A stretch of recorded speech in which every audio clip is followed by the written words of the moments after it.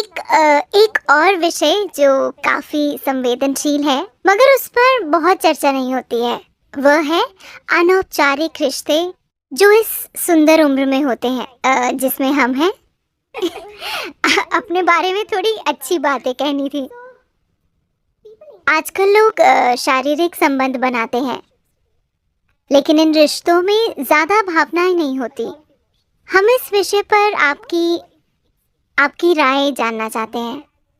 अगर लोग अपनी मर्जी से ऐसे रिश्ते बनाते हैं तो क्या ये सही है या ये क्या है?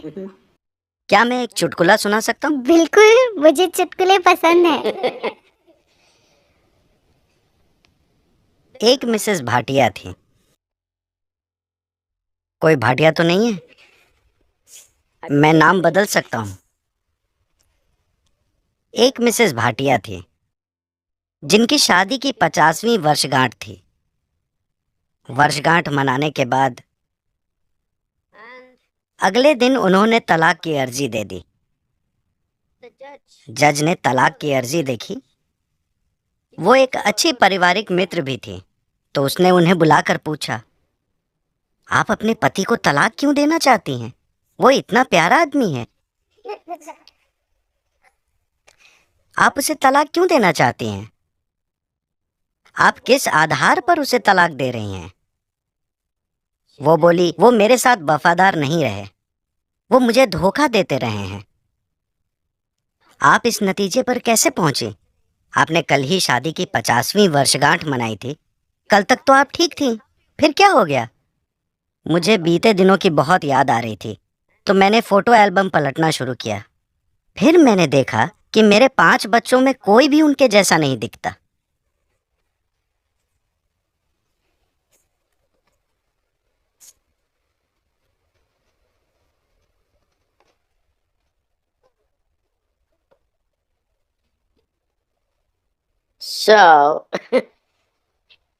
देखिए, अभी क्या आपको याद है कि 10 पीढ़ी पहले आपकी दादी की दादी की दादी कैसी दिखती थी?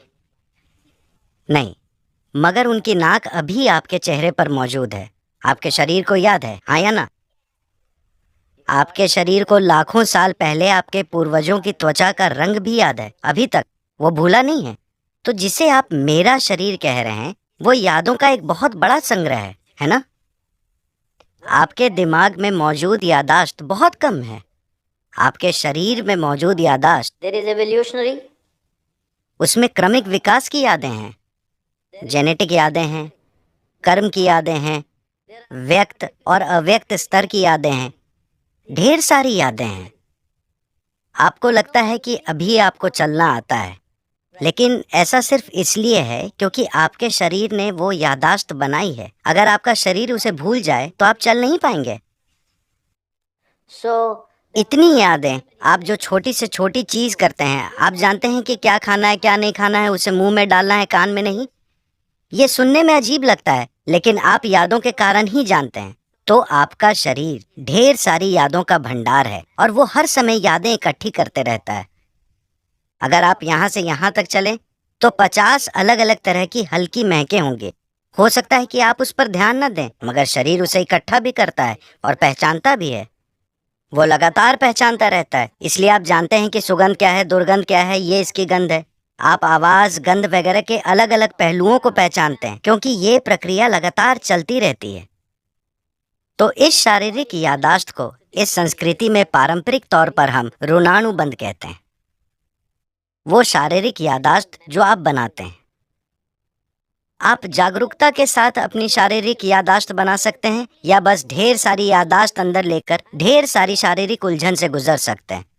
तो जहाँ कहीं भी प्रभाव होता है, मुझे पता नहीं कि आपकी पीढ़ी में लोग अब भी ये चीज़ें जानते हैं या नहीं, मगर अब भी बेंगलोर में ऐसे लोग मिलेंगे जिन्हें अगर आप नमक देने की कोशिश करेंगे तो वे उसे नहीं लेंगे। वो कहेंगे वहाँ रख दीजिए। अगर आप उन्हें तिल देने की कोशिश करें तो वो कहेंगे उसे वहाँ रख दीजिए, क्योंकि उन्होंने कई पदार्थों की पहचान कर ली है जो आसानी से आपकी यादाश्त को लेकर मुझ तक पहुँचा सकते हैं अगर मैं वो चीज़ ले लूँ। मुझे वो याददाश्त नहीं चाहिए। यही वजह है कि आमतौर पर इस संस्कृति में एक दूसरे को छूना, हाथ मिलाना, ऐसी चीजों से परहेज किया जाता है। हम अपनी ही दोनों हथेलियां मिलाकर नमस्कार करते हैं, क्योंकि हम याददाश्त नहीं इकट्ठी करना चाहते। क्योंकि अगर मैं इसे बस छूता हूँ तो ये इसे भी याद रखता है। आप अपने 4 दोस्तों के साथ इसे आजमा कर देखें। आप उनके हाथों को छुएं, याद रखने की कोशिश ना करें। हर दिन बस उनके हाथ छुएं और भूल जाएं। कल अगर वो आकर आपको छूता है, आप जानते हैं कि ये उसका हाथ है ना? तो शरीर याद रखता है, ये दिमाग में नहीं है। शरीर की याददाश्त होती है, इसे ऋणानुबंध कहते हैं। जब यौन संबंध बनते हैं या ऐसी कोई अंतरंगता होती है जिसमें विचार, भावनाएं और शरीर शामिल हों, तो आपके शरीर में जो याददाश्त रह जाती है वो बहुत बड़ी मात्रा में होती है। इसलिए कहा गया है कि आपको इसे जितना हो सके उतना सरल रखना चाहिए। कुछ दूसरे पहलू हैं जहां कुछ तांत्रिक प्रक्रियाओं में ऐसी चीजें होती हैं। वे सालों तक खुद को तैयार करते हैं ताकि शरीर से इतनी दूरी बना ली जाए कि शरीर कहीं से कोई याददाश्त न उठा पाए। इसे एक साधना की तरह किया जाता है, बेलगाम संभोग की तरह नहीं। तो सवाल नैतिकता का नहीं है। सवाल ये है कि आप अपने जीवन में अपने साथ क्या करना चाहते हैं। If you want to be in such a way that अगर आप इस तरह जीना चाहते हैं कि आपके जीवन में आपकी भीतरी बुद्धि सबसे प्रबल चीज हो, आपका भौतिक शरीर नहीं, तो आपको शरीर की याददाश्त को जितना हो सके उतना सरल रखना चाहिए। इसलिए सादा भोजन, लोग बिल्कुल सादा भोजन करते हैं। अब भी मैं दिन में 1 बार भोजन करता हूँ और भोजन में सिर्फ एक चीज खाता हूँ, 10 नहीं। मैं वो चीजें दूसरे दिन खा लूंगा, मगर आज मैं सिर्फ एक चीज खाऊंगा।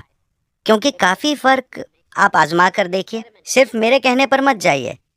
खासकर जब आपकी परीक्षा का समय आता है, सादा भोजन कीजिए और देखिए कि उससे कितना फर्क पड़ता है। आपकी बुद्धि कैसे काम करती है, आप कितना सतर्क रहते हैं, सब कुछ।